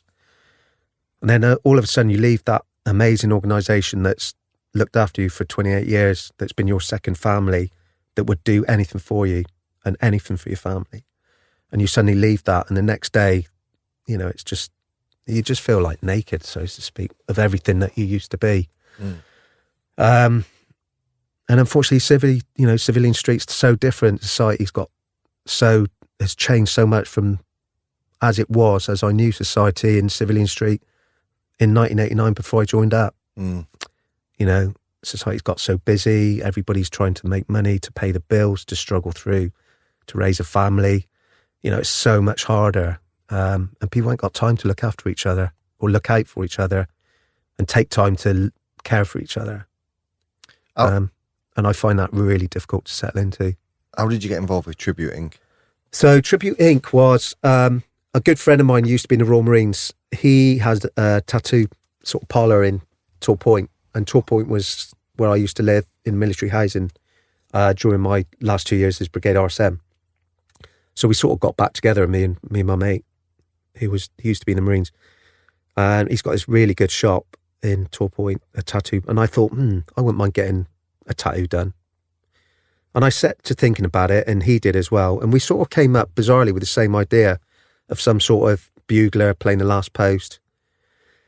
In the end, it just grew arms and legs, and I had this tattoo done on my back, and I thought, right, I need to remember, I'm going to leave the Marines. What can I take with me? I can't leave it all. I thought, I'm going to take the names of all the guys that I was with, that I served with, commanded, or was led by, who I either physically worked alongside, fought alongside, or a couple of them that influenced me and taught me stuff that sticks with me now. So I thought I'll have those names tattooed on my back as well. So I got the tattoo on my back. It took 5 hours in one sitting that my mate did. And basically it's a bugler with a saying at the start, which is each of these heroes stand in the unbroken line of patriots that dare to die so that freedom may live and grow in its blessing, forever remembered. And then I've got like a stairway going up to the bugler and an archway, which is like a perceived place that they've gone. And the 10 names on those steps of some of the Marines, both US Marines, Army, and also Royal Marines that were my lads, that have been killed in combat, in conflict. And it's amazing that I've got it done, and that's helped me a hell of a lot. Just knowing that they're there every day on my back. And there are times, when I feel low and, I'm a bit flat, and I just think, hey, come on. I've got these names on me. What about those guys? What would they be doing now? They're not here. They haven't got a choice. Their lives were snubbed out in different conflicts, in different foreign fields in the world. And they're no longer with us. So the tattoo lets you remember. Yeah, and it's do we talk about Afghanistan, Iraq anymore in the media? Do we talk about all those guys that and men and women that died. That, you know, we don't hear their names anymore. We remember them once a year at Remembrance. That's it. The bereaved families, they're the ones that are left behind. But I'm so proud. And when I, you know, in the summer, if I'm swimming or, I don't know, sunbathing or on holiday, whatever, you know, people will ask me about the tattoo and I can tell them. And I'll tell them about the guys. I'll tell them about the lads, the names, who they were, what they did, what happened to them. I mean, some of the, you know, all of them that were on my back, all the guys, they were, you know, fantastic people. They really were. Do you think, you know, the lads who served in Iraq and Afghanistan, do you think that the way they remember is different now? Because I think, you know, we're talking about tributing by the Royal British Legion. I mean, it is, you know, it's remarkable that you've got all these people that, you know, in your case, you're remembering by putting stuff into your skin. Yeah. But there's other ways as well, and it's becoming a bit more secular. It's not so much like going to church once a year. Yeah. Do you feel like there is a change in remembering? I think it is that. I think really, it almost dovetails into what I said earlier about that celebrity status, that you were somebody, you are something, and then when you leave, well, if you've got something on your person, on your body that's permanent for the rest of your life, like a regimental cap badge or a dagger with Royal Marines Commando, or, you know, an army slogan, or like mine with tributes to the fallen, tributes to conflicts, you know, even names of places that you've fought and, you know, you fought in. You take that with you, and it's part of you. It's part of your identity. So you've kept a bit of your identity of who you used to be. It's hard enough leaving that organisation and walking down the high street. Nobody knows who you are. Nobody knows what you've done. Nobody knows what you've been through. Nobody knows what you've seen and what your colleagues have been through, and the suffering that you've seen, and, you know, all manner of stuff. But you do, because you've got those tattoos. And maybe sometimes people will see that and say, oh, did you used to be in the military? And you're like, yeah, I did. And that goes a long way. And hopefully they'll just talk about it, and you can tell a few stories about your mates and what you got up to. It's the exhibition, we've just come from the National Army Museum, and it's touring around the country. So we're in 2020 now. Yeah. So it's in Chelsea, right next to the Royal Hospital Chelsea, for the next couple of months, and then it goes on a tour round. And I mean, it's such a good project to get this stuff down into one place. And they've had, you know, these people like yourself and the lads from all call signs have been on, and they've done their bits as well. And I think there's a couple of hundred people have uploaded their images of tattoos, and there just seems to be this big historical, what's the word? This kind of legacy of men and women getting tattooed from the military and what it means. And I think it's a perfect place to go and have a look and see, and maybe put some of your own stuff on there as well. Mate, you know, I'm proud to have you on this. I'm proud for you to share these stories. Do you have anything else you want to talk about before we go? No, I mean, the British Legion, the Royal British Legion, have done an amazing job with that ink tribute. I think it's been such a good idea. The staff that have worked it have got it so right. The filming, the photography, you know, it's such an awkward position to be put in when you have to strip down to your boxer shorts and get photos taken of you. It's a good job you've still got abs, mate. But the way, I wish I'd worked out like 6 months solid before, and I really get myself going. But no, the way that they've dealt with it and handled it, the staff, the photographers, the film crews, you know, they are absolutely amazing, and they've done huge credit. We walk around as sort of, I suppose, little books, little notepads with notes. Our notes aren't written, they're pictures and their depictions and names and stuff.